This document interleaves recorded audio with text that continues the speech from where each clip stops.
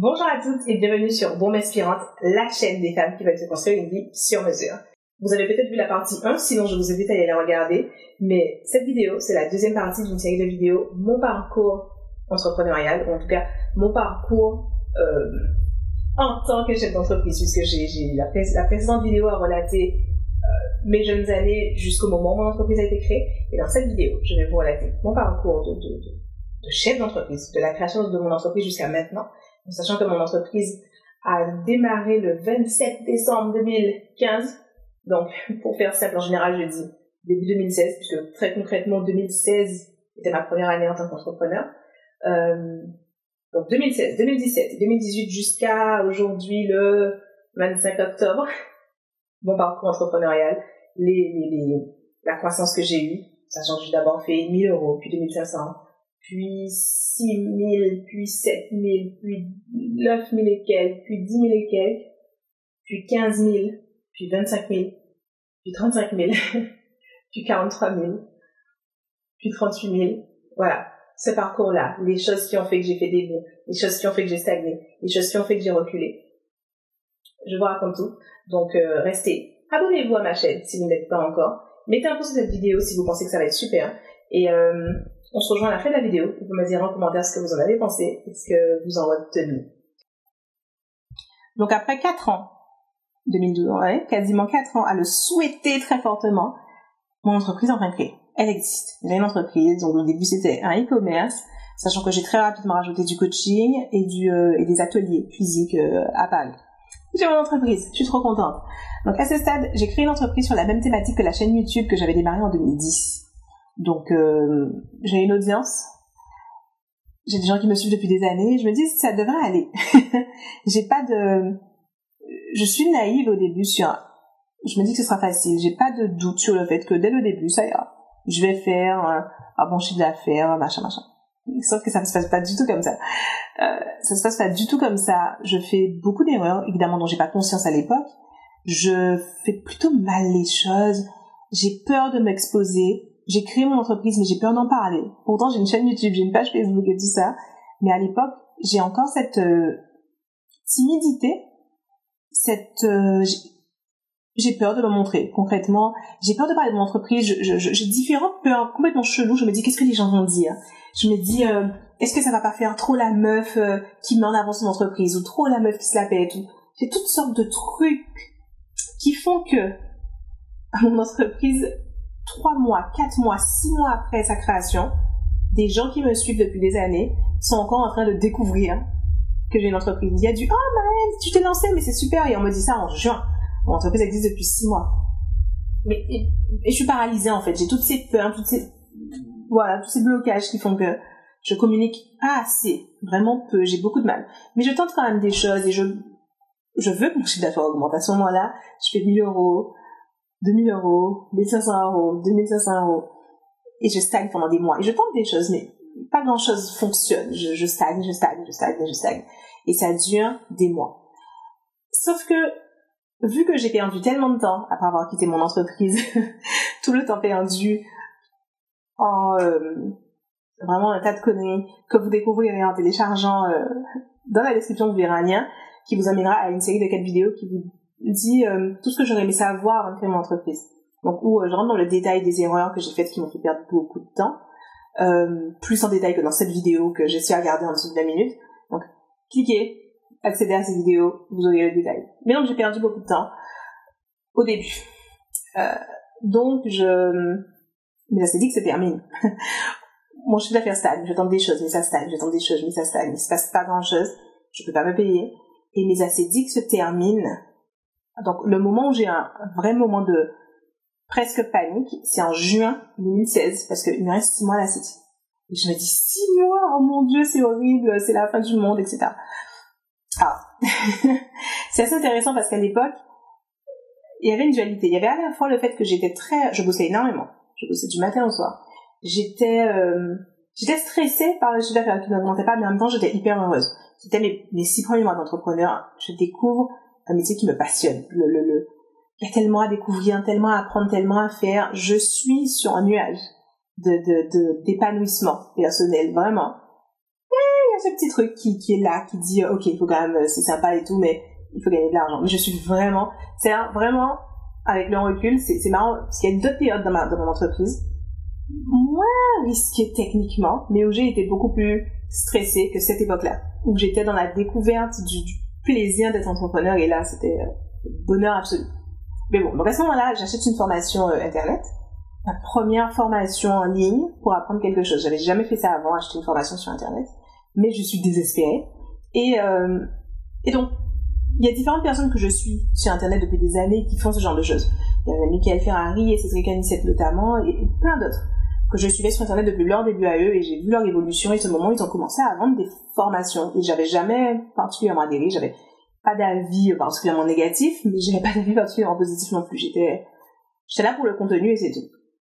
Arrogance d'une diplômée d'école de commerce, soit dit en passant. Mais là, j'avais besoin d'aide. Je me suis dit, je suis sur Internet, j'arrive pas à gagner d'argent. Ce mec est sur Internet, il gagne de l'argent, j'achète chez lui. Et donc, la prochaine formation qui s'est vendue, c'était Cédric Anissette, j'ai acheté chez lui. C'était sa formation Startup Internet, qui s'est déroulée sur tout l'été. Donc, les modules se débloquent au fur et à mesure. Donc, je pense que j'ai fini le programme en septembre. Donc, je fais le programme pendant l'été. Je relâche la pression sur le chiffre d'affaires, parce que je me dis, bon, tu vois, quoi. Et arrivé, donc, en septembre, j'ai fini la formation, je comprends un peu le concept. Je comprends les erreurs que j'ai faites.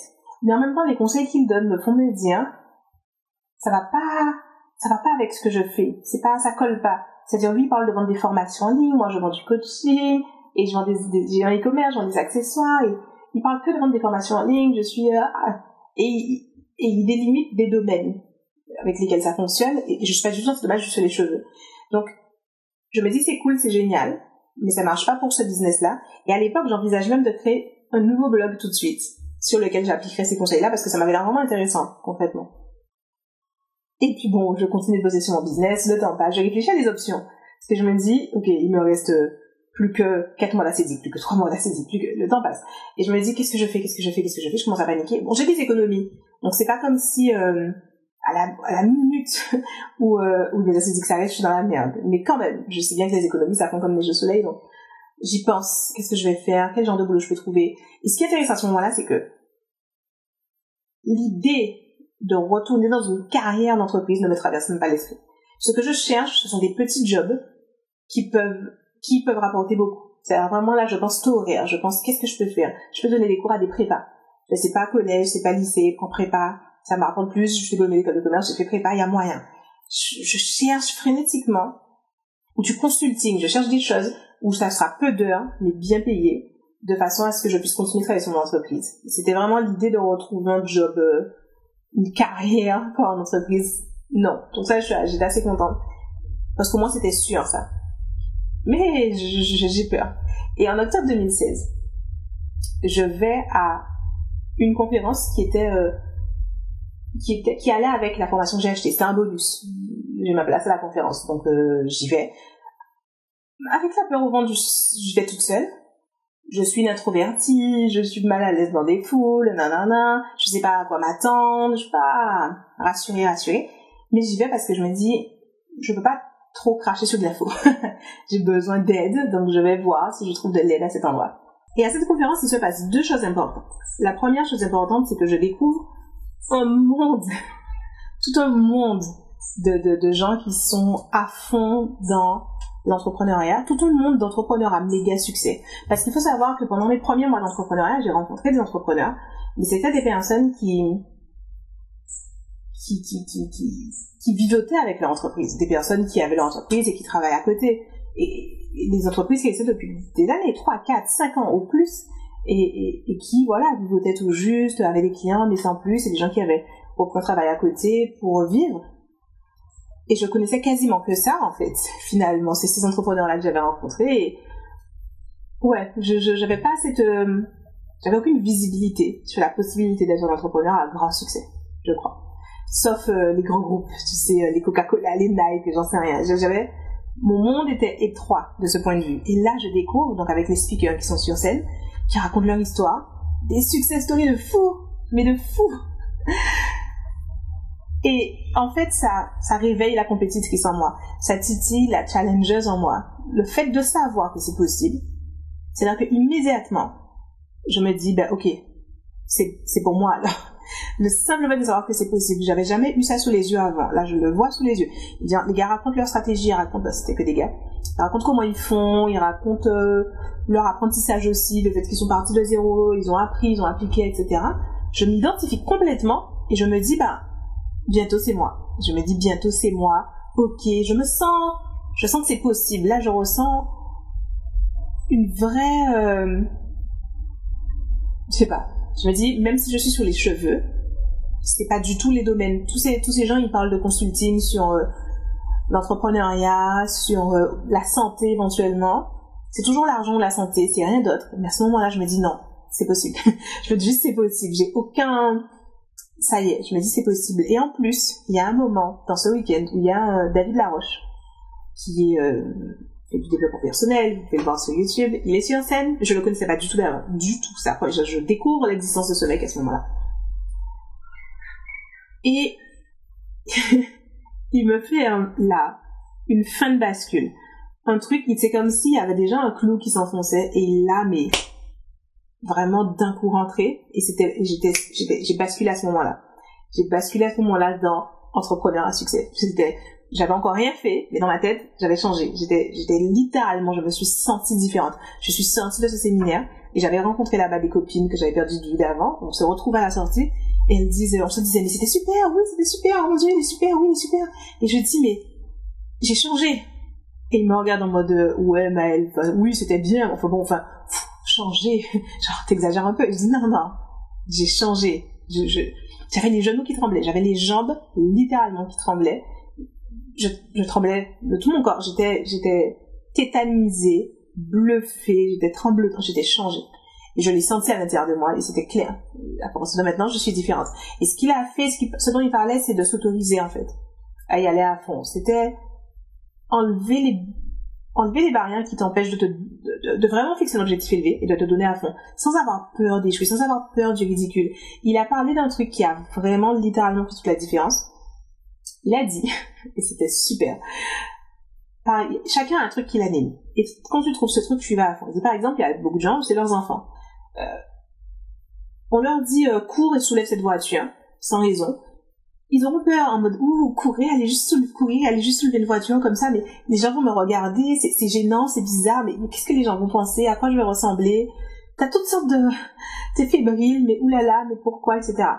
Et tu dis, par contre, ton enfant est sous cette voiture, vite, vas-y.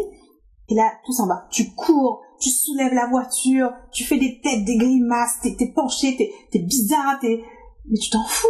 T'es en train de sauver ton enfant sous une voiture.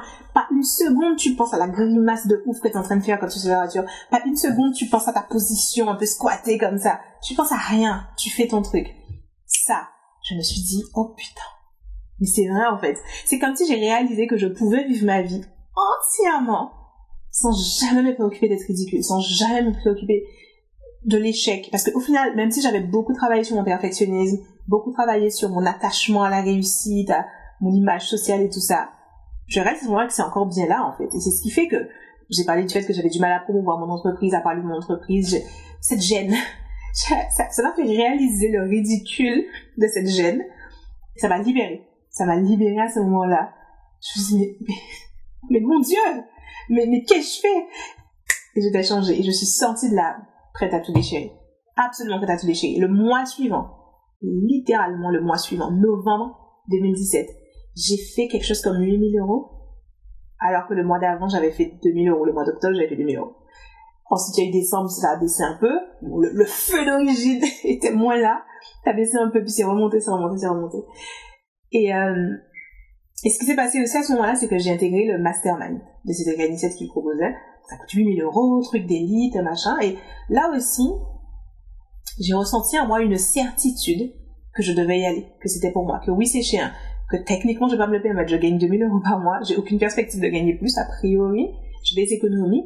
Et justement, les économies que j'ai, je dois les garder pour sécuriser ma situation, etc. J'en parlais avec mon copain, il me dit, ce sera pour l'année prochaine, parce que 8 000 €, machin. Et en fait, c'est trop tard. Le truc s'est bloqué dans mon cerveau, même si mon copain n'est pas d'accord, et nos finances sont communes, donc techniquement, s'il n'est pas d'accord, je peux pas le faire. mais j'ai pas pu m'en empêcher. J'ai postulé quand même. Je me suis battue pour avoir une discussion avec Cédric pendant ce séminaire pour lui dire que je suis motivée, que je veux y aller, etc. La perspective, en fait, d'avoir ces contacts avec tous ces entrepreneurs à succès. Sachant que Cédric avait dit qu'il prenait 2-3 débutants. J'étais totalement débutante. Le minimum pour intégrer, il fallait faire 150 000 euros de chiffre d'affaires annuel, je crois. J'en étais évidemment à des années-lumière. Mais il y avait des places pour 2-3 débutants. Et là, je me dis, ça doit être moi. Ça doit être moi, ça doit être moi. Et j'ai tout fait pour que ce soit moi. On va pas rentrer dans les détails. Mais j'y suis allée.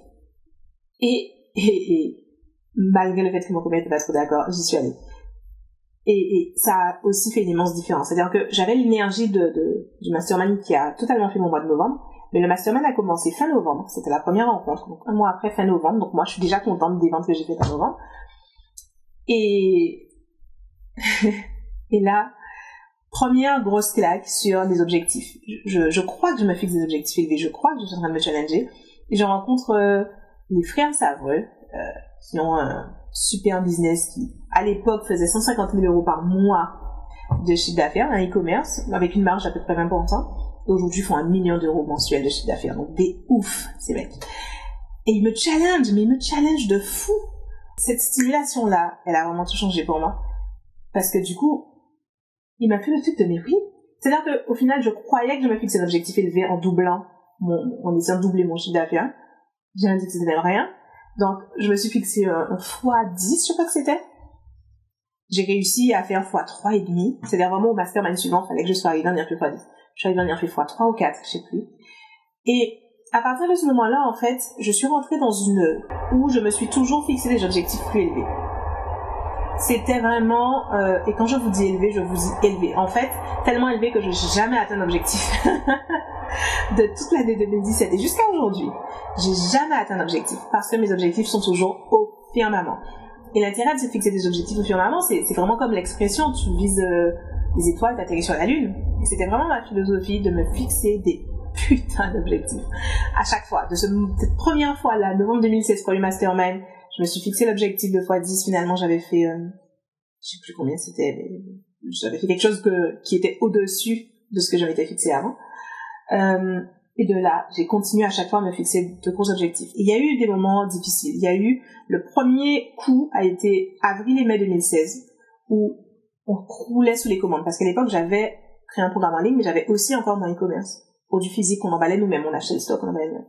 Premier gros coup où on en peut plus. Les commandes sont en retard de je sais pas combien, on n'arrive pas à gérer finalement. Donc le chiffre d'affaires prend un coup en avril, prend un coup en mai. Mais en mai, on embauche des stagiaires. Là, on se dit, ok, il faut faire quelque chose, donc on prend des stagiaires. Ce qui était bien ou pas bien, avec le recul, je me dis que dès ce moment-là, j'aurais pu décider d'arrêter les produits physiques, par exemple. Parce que finalement, mon business, les formations que j'ai créées étaient la continuité de la chaîne YouTube que j'ai créée depuis 2010 et ça venait de mon cœur finalement. Là, c'était vraiment le truc. Le e-commerce, c'était plus pratico-pratique, plus terre à terre. Les formations que je créais venaient du cœur, venaient du fin fond de moi, de mes tripes, de ce que je voulais apporter au monde depuis 2010. Donc c'est très très très aligné, très très très en accord avec moi-même et mes valeurs. Mais j'osais pas franchir le pas. J'avais une vision négative en fait d'être infopreneur, de ne vendre que des infoproduits, que du coaching. Je voulais un business physique en dur. Donc on a maintenu le business physique en dur pendant encore 1 an, puisque j'ai arrêté pas officiellement en juin 2018 et j'ai arrêté très officiellement fin septembre 2018 le e-commerce. Mais à l'époque, on prend des stagiaires pour nous aider là-dessus. Les stagiaires restent tout l'été. Ensuite, les stagiaires s'en vont. On n'a pas du tout aimé l'expérience d'avoir des stagiaires. Du tout. Chiant. Voilà, j'ai pas aimé du tout. Et Mike non plus, c'était pas confortable. Donc on s'est dit merde, on veut plus de stagiaires, qu'est-ce qu'on fait? Sachant que les stagiaires ont vraiment aidé à franchir un palier. C'est-à-dire, il y a eu avril-mai où il y a eu une baisse par rapport à la croissance novembre, décembre, janvier, février, mars. Avril-mai, ça baisse. Mais juillet, août, ça remonte plus haut que le précédent haut. Tac, tac, on fait des plus hauts et c'est cool. Les stagiaires s'en vont, le mois de septembre arrive, ça rechute. Beaucoup moins bas que, évidemment, avril et mai, ça rechute un peu. C'est compliqué. Ça réaugmente en octobre. Bien, encore au pic. Ça rechute en novembre. Et décembre, c'est le gros pic. Et le gros pic à 25 000 euros en décembre. Alors, le précédent pic était à 17 000. En décembre, on fait un gros pic à 25.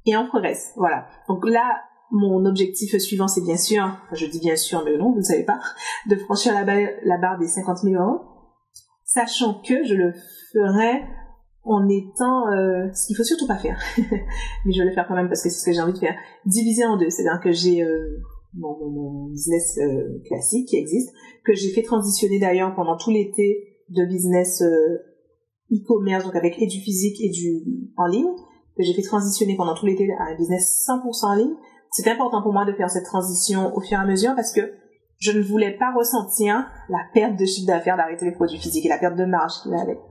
Donc j'ai fait cette transition petit à petit où j'ai pu, entre juillet et septembre, faire le même chiffre, mais sans les produits physiques. Donc finalement faire beaucoup plus de marge aussi, ce qui était très bien.